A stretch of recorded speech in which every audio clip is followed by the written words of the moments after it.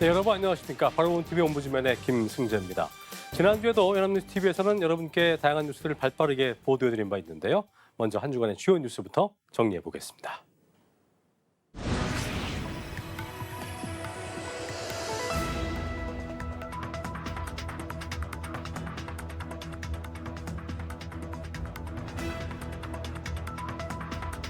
진행하겠습니다. 기다려 주십시오. 진행하겠습니다.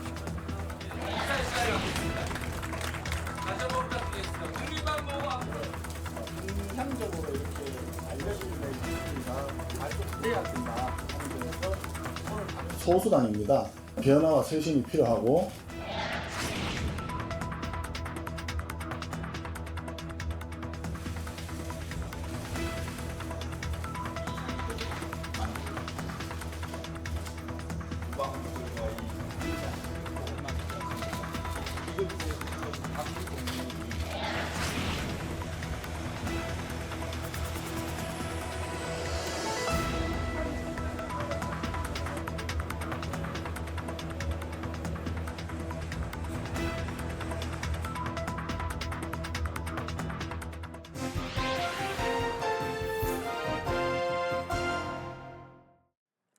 한 주간 보도 내용을 짚어보는 연합뉴스 TV를 말한다 이민주입니다. 이재명 정부는 출범 직후부터 다양한 영역에서 적극적인 행보를 보이고 있는데요. 대북 정책과 관련해서는 대북 전단 살포 행위에 대해 엄정 대응을 지시했습니다. 이와 관련하여 보도한 뉴스투나잇 살펴보겠습니다. 그간 정부는 헌법재판소의 결정을 이유로 대북 전단에 소극적으로 대응해 왔는데요. 이재명 대통령의 취임 직후 입장이 바뀌었습니다.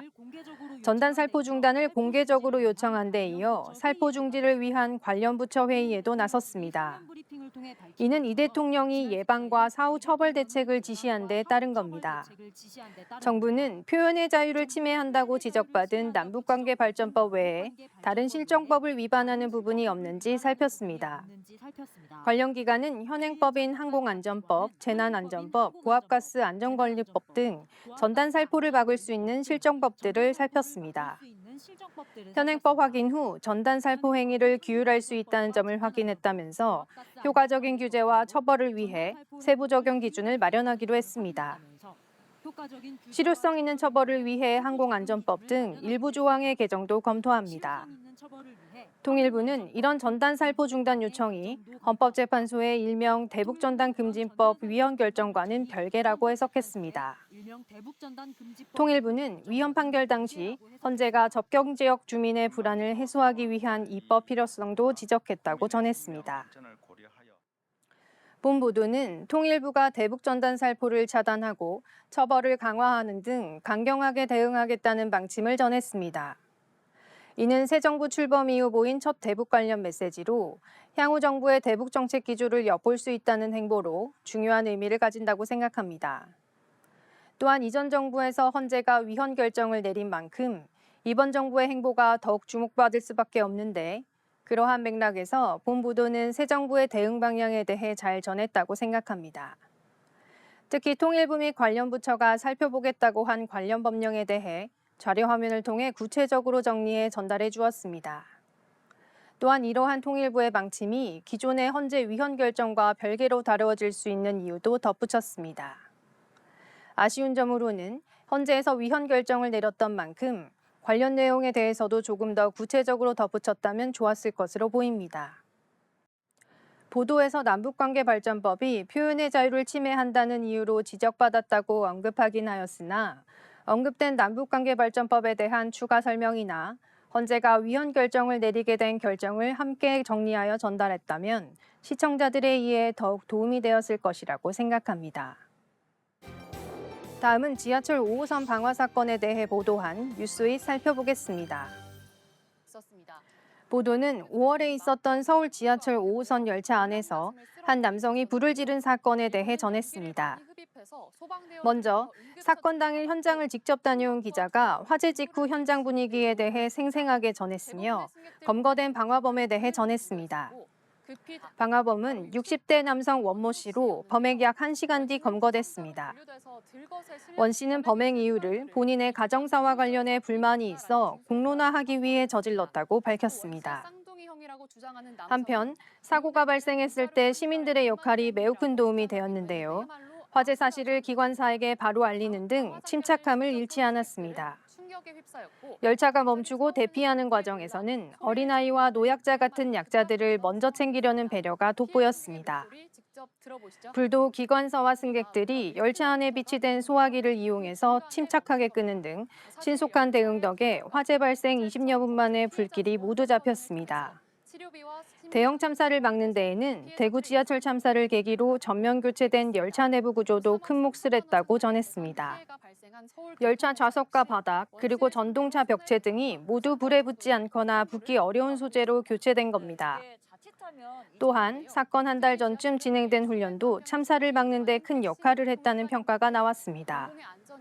안전훈련이 큰 영향을 미쳤다는 평가가 나오는 만큼 앞으로도 이런 훈련 기반을 더욱 강화해야 할 것이며 초기 대응 능력을 높이기 위해서 기관사, 관제사, 영무원, 또 소방까지 유기적인 협조 체계를 유지해야겠습니다. 본 보도는 지하철 방화 사건에 대해 잘 정리하여 전했습니다. 앵커와 기자가 질의응답식으로 내용을 전했는데 현장을 직접 방문했던 기자의 대답을 통해 현장감이 잘 전달되었습니다. 당시 현장감뿐 아니라 방화범의 범행 이유, 시민들의 배려 등이 모두 담겼는데요. 특히 과거 대구 지하철 참사를 계기로 교체된 열차의 모습을 짚어주고 안전훈련의 도움이 얼마나 컸는지도 강조되어 향후 비슷한 사고를 예방하는 데 도움이 되는 보도였다고 생각합니다. 덧붙여 보도 말미에 언급했던 최소한의 열차 탑승 점검 절차 외에도 무인 노선 등 기관사가 부재했을 경우 발생할 수 있는 문제점들도 덧붙여졌다면 좋았을 것으로 보입니다. 검찰이 검찰청 범죄 피해자 지원센터 등을 통해 치료비와 심리상담 지원으로 피해자들의 일상회복을 돕겠다고 밝힌 만큼 해당 부분이 잘 이루어지는지 향후에도 지속 관심을 가지고 보도해 주시기를 기대하겠습니다. 다음은 수원구치소 이전 문제에 대해 보도한 라이브투데이 살펴보겠습니다. 경기도 수원 월드컵 경기장 인근에 자리한 수원구치소는 바로 담장 너머로 대단지 아파트가 접해 있고 오피스텔 등 주거시설도 있습니다. 반경 100m도 되지 않는 거리에는 초등학교 2곳과 중학교 1곳도 몰려 있습니다. 주민들은 주거 밀집 지역에 자리한 교정시설이 지역 발전에 걸림돌이 되고 있다며 이전을 바라고 있습니다. 지난 1996년 준공돼 내년이면 30년이 되는데 시설 노후화에 따른 보수 비용 등을 감안하면 지금부터 본격적인 이전 논의를 시작해야 한다는 목소리가 커지고 있습니다.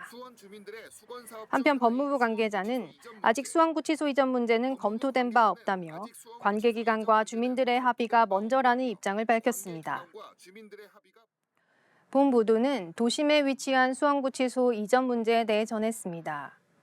수원구치소는 지어질 당시에는 도시의 외곽 지역에 지어졌으나 도시가 확장하면서 학교와 아파트 단지가 인접한 도심 중심에 위치하게 되어 주민들의 이전 요구 목소리가 높아지게 되었습니다.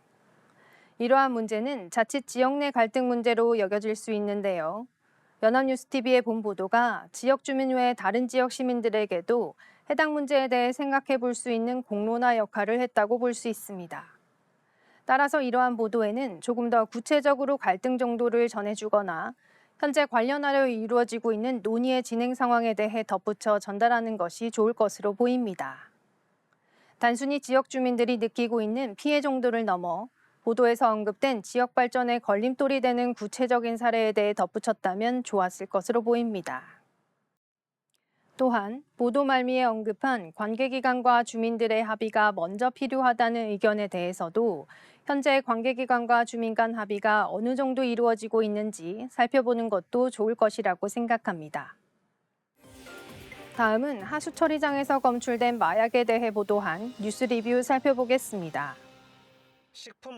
식품의약품안전처가 2020년부터 작년까지 5년간 전국 34개 하수 처리장의 시료를 채취해 불법 마약류 사용 실태를 조사했습니다. 필로폰이라 불리는 메트암페타민과 코카인, 엑스터시 등 불법 마약 성분이 검출됐습니다. 특히 필로폰은 전국 34개 하수 처리장 모두에서 매년 검출돼 마약 사범이 전국적으로 분포하고 있음을 시사했습니다. 지역별로는 인천과 경기시와 등 외국인 근로자가 많은 곳에서 필로폰 검출량이 많았습니다. 지난해 외국인 밀집 지역 12곳을 추가 조사했더니 이들 지역의 필로폰 사용 추정량은 전국 평균 대비 141% 수준으로 이는 외국인 마약 사범 증가 경향과도 일치했습니다. 다만 필로폰과 코카인, 엑시터시 등 주요 불법 마약류의 전국 합계 사용 추정량은 5년 연속 감소했습니다. 식품의약품안전처는 앞으로 관련 조사를 보다 심층적으로 진행해 마약 사용자의 동선 파악과 이용 경로 분석 등 마약 퇴치를 위한 진화된 정보를 제공할 방침입니다. 식품의약품안전처의 조사는 유럽연합 등 다른 국가에서도 활용 중인 조사 기법으로 마약의 예방과 관리 대책에 도움이 되는 것으로 알려져 있습니다.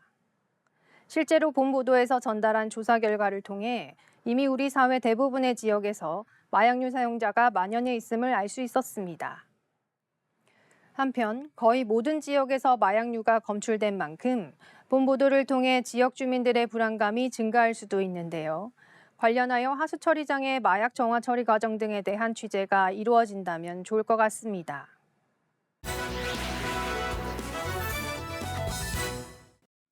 네, 이번 시간은 주말에 방영되는 제작 프로그램을 대학생의 시선으로 분석 및 평가해보는 시간이죠.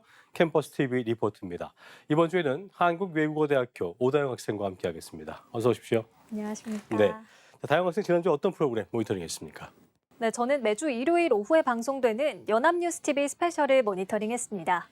지난 연합뉴스TV 스페셜에서는 저출생 고령화가 계속되는 시대 속에서 발병할 수 있는 대표적인 질병, 바로 치매에 관한 이야기를 다뤘는데요. 현재 대한민국은 초고령 사회로 급속하게 진입 중이죠. 벌써 치매 환자 100만 시대를 맞이했습니다. 치매는 나 자신은 물론 가족에게까지 그 고통이 고스란히 전해지는 질병인데요. 그런데 치매의 문제는 나와 가족의 고통뿐만이 아니라고 합니다. 부동산 등 금융자산이 동결돼 시장으로 유통되지 않는 치매머니가 큰 문제로 떠오르고 있다고 하는데요. 가족들의 독박 돌봄과 치매머니 등 치매 관련 문제들을 슬기롭게 헤쳐나갈 방법에는 어떤 것들이 있을지 지금 화면으로 만나보시죠.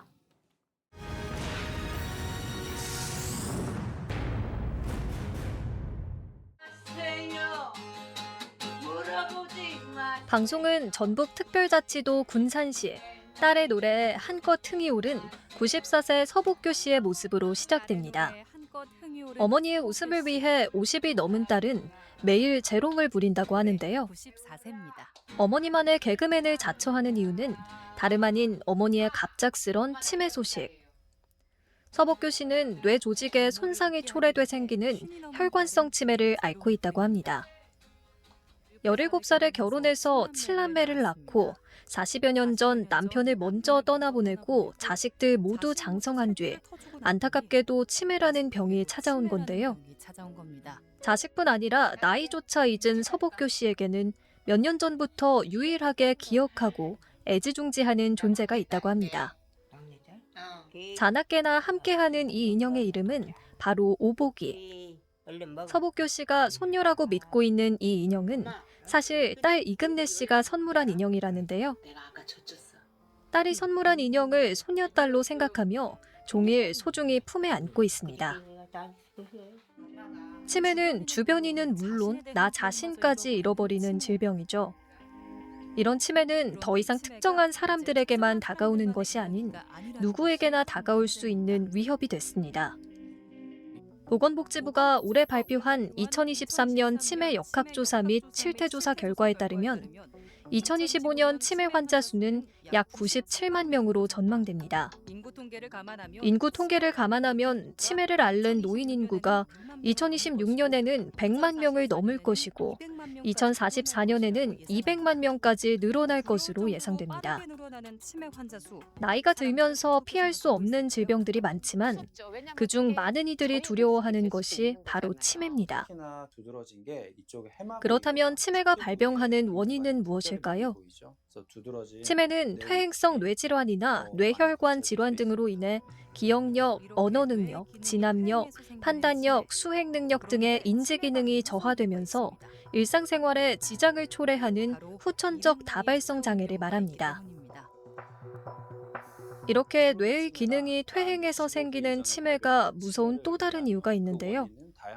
바로 이른 나이에 찾아오는 경우가 있기 때문입니다.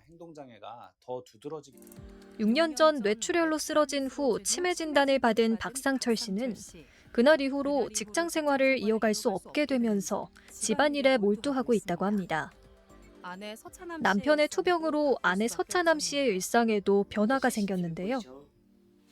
자신의 든든한 보호자였던 남편이 치매 진단을 받을 거라곤 상상도 못했다는 서차남 씨. 가족을 위해 앞만 보고 달리며 열심히 살아서 이런 몹쓸 병이 찾아온 걸까요? 똑똑하던 남편이 하루의 사소한 일과들을 기억하지 못하자 아내는 매일 남편이 일과를 기록하도록 돕습니다. 치매는 본인도 고통스럽지만 자기 자신도 고통스럽지만 무엇보다 가족에게도 전달되는 치매의 고통. 치매 인구 급증으로 가장 중요한 돌봄 분야에서 한계점이 대두되고 있는데요.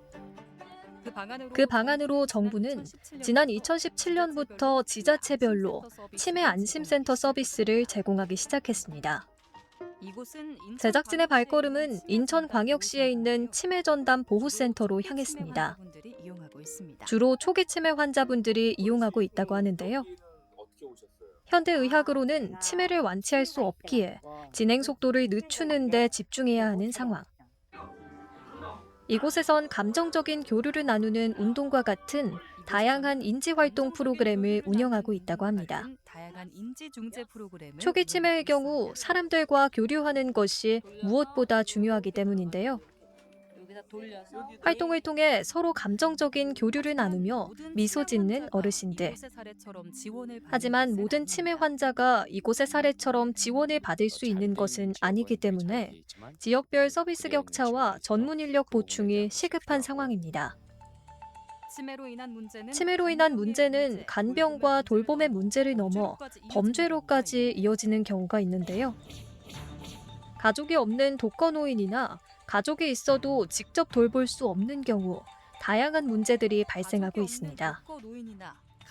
저출산 고령사회위원회가 국내 치매 환자들이 갖고 있는 자산, 일명 치매머니를 전수조사했는데요.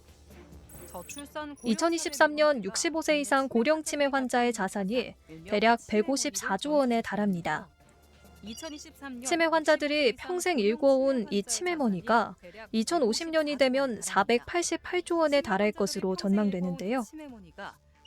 본인의 의사결정 능력이 부족한 상태에서 제대로 관리되지 않는 치매머니는 그대로 방치되거나 범죄의 표적이 될 가능성이 우려되는 상황입니다. 154조 원 규모에 달하지만 경제적으로 활용되지 못할 뿐 아니라 범죄의 표적이 될 수 있는 치매머니. 근본적으로 해결할 수 있는 방법은 없을까요? 서울대학교 경제학부 홍석철 교수는 기존의 후견제도나 신탁제도를 좀 더 활성화하고 홍보해 알릴 필요가 있다고 강조합니다. 저출생 고령화로 인해 대한민국은 2070년이면 인구의 절반이 65세 이상이 될 수 있다고 하는데요. 문제는 건강하지 않은 채 노년기에 수명은 연장되고 이를 돌보는 사람들도 점차 고령화되고 있다는 겁니다. 노인이 노인을 돌보는 시대가 된 지금 치매를 바라보는 부정적인 시선보다는 자연스러운 삶의 일부로 받아들이고 더는 개인의 문제가 아닌 사회국가의 문제로 인식해 그에 맞는 지원이 필요한 때라는 이야기를 끝으로 방송은 마무리됩니다.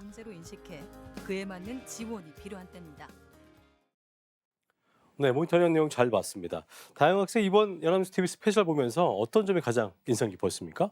네, 치매는 이제 우리 사회의 흔한 주제가 됐습니다. 할아버지, 할머니, 부모님 등 우리 가족 중 누군가 치매 환자가 된다면 정말 슬플 것 같다는 생각은 누구나 해봤을 텐데요. 네. 단순히 슬픔을 넘어서 독박 돌봄으로 인한 가족 구성원의 고통, 길거리를 배회하는 치매 환자, 그리고 치매머니 등 치매와 관련해 고민해봐야 할 문제들이 정말 많다는 점을 깨달았습니다. 그렇습니다. 특히 대한민국의 고령화는 가속화되고 있는데요. 노인이 노인을 돌보는 시대가 된 지금 치매를 슬기롭게 헤쳐나가기 위해 돌봄 시스템 확대 및 치매머니 범죄 예방에 위한 정책 마련 등 정부와 지역사회의 적극적인 노력이 필요한 시점이라고 생각합니다. 네, 좋은 생각이었습니다. 지금까지 한국외국어대학교 오다영 학생과 함께했습니다. 수고했습니다. 고맙습니다.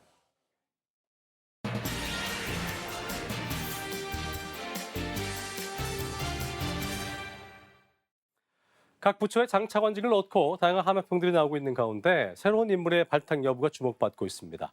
이른바 진짜 일꾼 찾기 프로젝트가 7만 4천여 건의 후보를 접수받은 가운데 마감이 됐는데요. 이재명 정부 인사정책을 오늘 TV와 비평에서 자세히 짚어보겠습니다. 도움 말씀에 국민체육진흥공단 초빙연구원이신 정은정 박사와 함께합니다. 어서 오십시오. 안녕하세요. 네. 자, 인수위 없이 출범한 이재명 정부의 인사가 속속들이 공개가 되고 있는데요. 취임 첫날부터 총리 후보자가 지명이 됐고 순차적으로 주요 참모진들을 임명하고 있는 상황인데 새 정부 인선에 대한 기사부터 정리를 좀 해볼까요? 네. 전 대통령의 파면으로 조기 대선이 치러지면서 인수위원회 없이 출범하게 된 이재명 정부는 총리 후보자, 국정원장 후보자 등을 빠르게 지명하면서 인선에 속도를 냈는데요. 네. 정무수석, 홍보수석 등을 비롯해 국가안보실 1, 2, 3 차장과 신설된 AI 미래기획 수석까지 임명하면서 대통령실 핵심 참모 인선은 마무리 단계에 접어들고 있습니다. 예. 오광수 민정수석의 사의로 공석이 된 민정수석 자리는 조금 더 신중하게 임명하겠다는 기류가 있고요. 장관 등 내각 구성은 이보다 더 시간이 걸릴 것으로 전망되고 있습니다. 네. 연합뉴스는 이재명 정부가 전임 정부 출신 장관들은 대부분 그대로 둔 채 비서진 인사와 시급한 대응이 필요한 경제, 외교 분야 차관급 인사를 먼저 단행했다는 점을 전하며 오랜 현장 경험과 능력에 무게를 두고 실무형 인사들을 중점 배치했다고 평가했습니다. 예. 한국경제도 역대 대통령의 초대 대통령실 인선과 비교하면 깜짝 발탁이 없다면서 인수위 없이 출범한 만큼 손발을 맞춰보고 검증한 인사를 중심으로 정치인, 정통 관료, 교수 등을 중용하며 실제 일을 제대로 할 수 있는 인물을 적극 기용했다고 평가했습니다. 그랬군요. 앞서 언급해 주셨던 첫 인선의 핵심 인물이었죠. 오광수 민정수석이 서명 부동산 논란 끝에 새 정부의 첫 고위직 낙마자가 됐는데요. 언론은 이 내용 어떻게 좀 전했습니까? 네. 이 대통령의 검찰개혁 철학을 깊이 이해하는 인사로 민정수석에 임명됐던 오광수 민정수석이 부동산 차명관리 의혹에 이어 차명 대출 의혹까지 불거지면서 자리에서 물러났습니다. 네. 오광수 민정수석은 검사장 재직 시절 명의 신탁을 통해 아내의 토지와 건물 부동산을 차명 관리했고 재산 신고에도 누락했다는 사실이 드러나 논란이 됐죠. 친구 명의로 15억 원의 차명 대출을 받았다는 의혹이 추가로 제기되면서 자신의 신상 관련 의혹이 새 정부에 부담을 준다는 판단에 따라 사의를 표명했습니다. 그랬군요. 오광수 민정수석을 검찰 개혁의 의지를 실현할 적임자로 봤던 이 대통령도 고심 끝에 이를 받아들였는데요. 서울경제는 무엇보다 민정수석이 공직자 비리를 감시하고 사정기관을 감독하며 공직자 인사 검증 업무도 관할한다는 점에서 오광수 민정수석의 차명 논란이 더욱 확산됐다고 전했습니다. 또 일부 언론에서는 민정수석의 낙마로 인사 검증 기능에 공백이 생겨 내각 인선도 일부 차질을 빚게 될 것을 우려하기도 했습니다. 그렇군요. 아직 장관 후보자 등이 지명되지 않은 상태여서 전임 정부의 국무위원들과 불편한 동거가 이어지고 있는 상황인데 이재명 정부가 장차관 등 고위 공직자에 대한 저희가 앞서도 오프닝에서 말씀드렸습니다만 국민 추천을 받기도 했는데요. 이에 대해서 언론들은 어떻게 보도하고 있습니까? 이재명 정부는 국민 주권 정부로 출범한 만큼 6월 10일부터 일주일간 장차관, 공공기관장 등에 대한 국민 추천을 받았는데요. 예. 인사혁신처가 운영하는 국민추천제 홈페이지에 추천글을 남기거나 이 대통령의 공식 SNS 계정 쪽지 또는 이메일로 접수할 수 있도록 했습니다. 국민추천 인사 명단은 객관적 평가를 거쳐 데이터베이스화하고 대상자는 공직기강 비서관실 인사 검증과 공개 검증 절차를 밟게 됩니다. 대통령실은 추천 횟수보다는 추천 사유가 더 중요하다고 밝혔는데요. 다양한 분야에서 숨은 인재를 찾아보겠다는 시도로 전 정부가 인사와 관련한 소통 부족으로 비판을 많이 받았던 점을 고려하면 상징성이 있다고도 할 수 있습니다. 하지만 우려의 목소리도 나오고 있습니다. 그렇군요.